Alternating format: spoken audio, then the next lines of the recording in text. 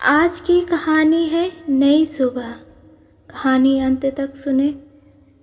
बदजात औरत, शर्म नहीं आती तुझे मुझे मना करते हुए? तेरी हिम्मत कैसी होती है मुझे मना करने की?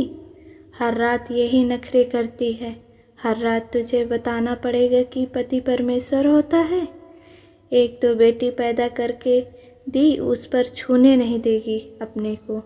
सती सावित्री बनती है। नशे में धुत पारस उल जुलूल बकते हुए नीता को दबोचने की चेष्टा में उस पर चढ़ गया। नीता की गर्दन पर शिकंजा कसते हुए बोला, यार दोस्तों के साथ तो खूब ही करती है और पति के पास आते ही रोनी सूरत बना लेती है। सुन, मुझे एक बेटा चाहिए। यदि सीधे से नहीं मानी तो जान ले लूँगा। नशे में चूर पारस को एहसास ही नहीं था कि उसने नीता की गर्दन को कसकर दबा रखा है। दर्द से छटपटाती नीता खुद को छुड़ाने की कोशिश कर रही थी। अंततः उसने खुद को छुड़ाने के लिए पारस की जांघों के बीच कसकर लात मारी। दर्द से तड़पते हुए पारस एक तरफ लुढ़क गया। मौका पाते ही नीता पलंग से उतरकर भागी और फिर जोर से चिल्लाते हुए बोली, नहीं पैदा करनी तुम्हारे जैसे जानवर से एक और संतान। मेरे लिए मेरी बेटी ही सब कुछ है। पारस जब तक अपने आप को संभालता, नीता ने कमरे से बाहर आकर दरवाजे की कुंडी लगा दी। हर रात यही दोहराया जाता था, पर आज पहली बार नीता ने कोई प्रतिक्रिया दी। मगर अब उसे डर लग रहा था, न सिर्फ अपने लिए बल्कि अपनी 3 साल की नन्ही बिटिया के लिए भी। फिर क्या करे, क्या नहीं कि मनोस्थिति से उबरते हुए उसने तुरंत घर छोड़ने का फैसला ले लिया। उसने एक ऐसा फैसला लिया जिसका अंजाम वह खुद भी नहीं जानती थी, पर इतना जरूर था कि इससे बुरा तो भविष्य नहीं ही होगा। नीता ने जल्दी जल्दी अलमारी में छिपा कर रखे रुपए निकाले और फिर नन्ही गुड़िया को शॉल से ढककर घर से बाहर निकल गई। निकलते वक्त उसकी आंखों में आंसू आ गए, पर उसने पीछे मुड़कर नहीं देखा। वह घर जिसमें उसने 7 साल गुजार दिए थे, कभी अपना हो ही नहीं पाया। जनवरी की कड़ाके की ठंड और सन्नाटे में डूबी सड़क ने उसे ठंड से ज़्यादा डर से कंपा दिया। पर अब वापस जाने का मतलब था अपनी जान गंवाना, क्योंकि आज की उसकी प्रतिक्रिया ने पति के पौरुष को, उसके अहम को चोट पहुंचाई है और इसके लिए वह उसे कभी माफ़ नहीं करेगा। यही सोचते हुए नीता ने कदम आगे बढ़ा दिए, पर कहाँ जाए, कैसे जाए, सवाल निरंतर उसके मन में चल रहे थे। नन्ही सी गुड़िया उसके गले से चिपकी हुई ठंड से कांप रही थी। पास पड़ोस के किसी घर में जाकर वह तमाशा नहीं बनाना चाहती थी। ऑटो या किसी अन्य सवारी की तलाश में वह मुख्य सड़क तक आ चुकी थी, पर कहीं कोई नहीं था। अचानक उसे किसी का ख्याल आया कि शायद इस मुसीबत की घड़ी में वे उसकी मदद करें, पर क्या उन्हें उसकी याद होगी? कितना समय बीत गया है, कोई संपर्क भी तो नहीं रखा उनसे। जो भी हो, एक बार कोशिश करके देखती हूँ, उसने मन ही मन सोचा। आसपास कोई बूथ न देखा, नीता थोड़ा आगे बढ़ गई। मोड़ पर ही एक निजी अस्पताल था, शायद वहां से फ़ोन कर सके। सामने लगे साइन बोर्ड को देखकर नीता ने अस्वस्थ होकर तेजी से अपने कदम उस ओर बढ़ा दिए, पर किसी ने फ़ोन नहीं करने दिया, या मयंक जी ने फ़ोन नहीं उठाया तो रात भी तो कितनी हो गई है। ये सब सोचते हुए नीता ने अस्पताल में प्रवेश किया। स्वागत कक्ष की कुर्सी पर एक नर्स बैठी ऊँघ रही थी। माफ़ कीजिए, अपने ठंड से जमे हाथ से उसे धीरे से हिलाते हुए नीता ने कहा। कौन है? चौंकते हुए नर्स ने पूछा। फिर नीता को बच्ची के साथ देख उसे लगा कि कोई मरीज है, अतः अपनी व्यावसायिक मुस्कान बिखेरते हुए पूछा, मैं आपकी क्या मदद कर सकती हूँ? जी मुझे एक ज़रूरी फ़ोन करना है, नीता ने विनती भरे स्वर से कहा। पहले तो नर्स ने आनाकानी की पर फिर उसका मन पसीज गया, अतः उसने फ़ोन आगे कर दिया। गुड़िया को वहीं सोफे पर लिटाकर नीता ने मयंक जी का नंबर मिलाया। घंटी बजती रही पर फ़ोन किसी ने नहीं उठाया। नीता का दिल डूबने लगा कि कहीं नंबर बदल तो नहीं गया।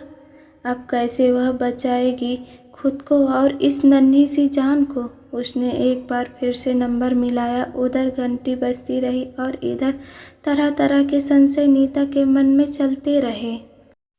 निराश होकर वह रिसीवर रखने वाली थी कि दूसरी तरफ से वही जानी पहचानी आवाज़ आई। हेलो। नीता सोच में पड़ गई कि बोले या नहीं। तभी फिर हेलो की आवाज़ से उसकी तंद्रा टूटी तो उसने धीरे से कहा, मैं नीता। तुम इतनी रात गए फ़ोन किया और वो भी अनजान नंबर से। सब ठीक तो है? तुम कैसी हो? गुड़िया कैसी है? पारस जी कहाँ हैं? ढेरों सवाल मयंक ने एक ही सांस में पूछ डाले। जी मैं जीवन ज्योति अस्पताल में हूँ, क्या आप अभी यहाँ आ सकते हैं? नीता ने रुधे गले से पूछा। हाँ मैं अभी आ रहा हूँ, तुम वहीं इंतज़ार करो, कहे मयंक ने रिसीवर रख दिया। नीता ने रिसीवर रखकर नर्स से फ़ोन के भुगतान के लिए पूछा तो नर्स ने मना करते हुए कहा, मैडम आप आराम से बैठ जाएं, लगता है आप किसी हादसे का शिकार हैं। नर्स की पैनी नज़रों को अपनी गर्दन पर महसूस कर नीता ने गर्दन को आंचल से ढक लिया। नर्स द्वारा कॉफ़ी दिए जाने पर नीता चौंक गई। पी लीजिए मैडम, बहुत ठंड है, नर्स बोली। गरम कॉफ़ी ने नीता को थोड़ी राहत दी। फिर वह नर्स की साहृदयता पर मुस्कुरा दी। इसी बीच मयंक अस्पताल पहुंच गए। आते ही उन्होंने गुड़िया के बारे में पूछा।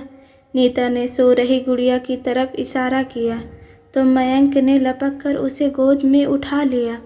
नर्स ने धीरे से मयंक को बताया कि संभवतः किसी ने नीता के साथ दुर्व्यवहार किया है, क्योंकि इनके गले पर नीला निशान पड़ा है।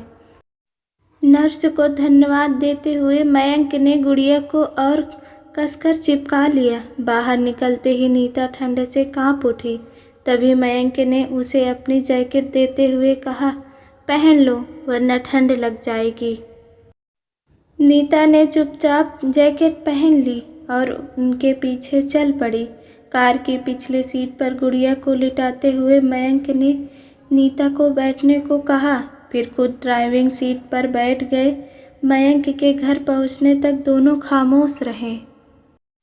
कार के रुकते ही नीता ने गुड़िया को निकालना चाहा, पर मयंक ने उसे घर की चाबी देते हुए दरवाज़ा खोलने को कहा और फिर खुद धीरे से गुड़िया को उठा लिया।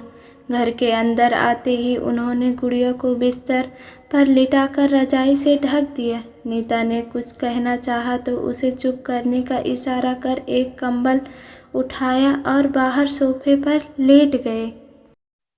दुविधा में खड़ी नीता सोच रही थी कि इतनी ठंड में घर का मालिक बाहर सोफे पर और वह उनके बिस्तर पर इतनी रात गए वह उनसे कोई तर्क भी नहीं करना चाहती थी, इसलिए चुपचाप गुड़िया के पास लेट गई। लेटते ही उसे एहसास हुआ कि वह बुरी तरह थकी हुई है। आंखें बंद करते ही नींद ने दबोच लिया। सुबह रसोई में बर्तनों की आवाज़ से नीता की नींद खुल गई। बाहर निकलकर देखा मयंक चाय नाश्ते की तैयारी कर रहे थे। नीता शॉल ओढ़कर रसोई में आई और धीरे से बोली, आप तैयार हो जाएं, ये सब मैं कर देती हूँ, मुझे आदत है। तुम थोड़ी देर और सो लो, मयंक ने जवाब दिया। नीता ने अपनी भर आई आंखों से मयंक की तरफ देखा। इन आँखों के आगे वे पहले भी हार जाते थे और आज भी हार गए। फिर चुपचाप बाहर निकल गए। मयंक के तैयार होने तक नीता ने चाय नाश्ता तैयार कर मेज पर रख दिया। नाश्ता करते हुए मयंक ने धीरे से कहा, बरसों बाद तुम्हारे हाथ का बना नाश्ता कर रहा हूँ। और फिर चाय के साथ आंसू भी पी गए। जाते जाते नीता की तरफ देख बोले, मैं लंच ऑफिस में करता हूँ, तुम अपना और गुड़िया का ख्याल रखना और थोड़ी देर सो लेना। और फिर ऑफिस चले गए। दूर तक नीता की नज़रें उन्हें जाते हुए देखती रही, ठीक वैसे ही जैसे 3 साल पहले देखा करती थी जब वे पड़ोसी थे।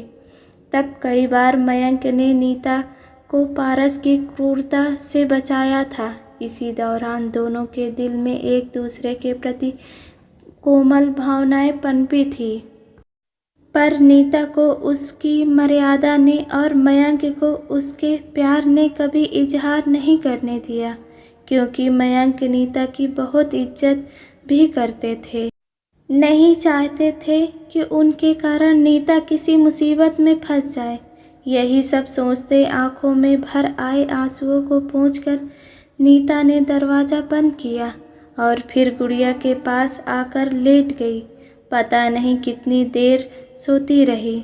गुड़िया के रोने से नींद खुली तो देखा 11 बज रहे थे। जल्दी से उठकर उसने गुड़िया को गर्म पानी से नहलाया और फिर दूध गर्म करके दिया। बाद में पूरे घर को व्यवस्थित कर खुद नहाने गई। पहनने को कुछ नहीं मिला तो सकुचाते हुए मयंक की अलमारी से उनका ट्रैक सूट निकाल कर पहन लिया और फिर टीवी चालू कर दिया।